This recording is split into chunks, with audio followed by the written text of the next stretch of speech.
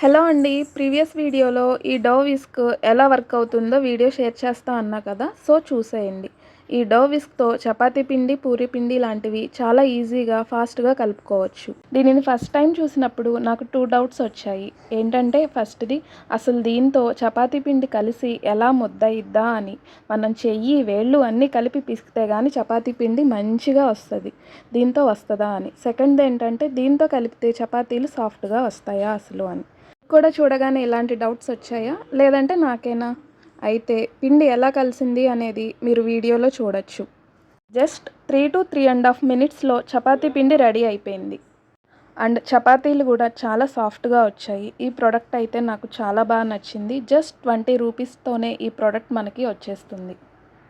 ఈ ప్రొడక్ట్ ఎక్కడ తీసుకున్నానో ప్రీవియస్ వీడియోలో షేర్ చేశాను. కావాలి అంటే ఒకసారి చెక్ చేయండి. ఈ వీడియో నచ్చితే please like, share and subscribe.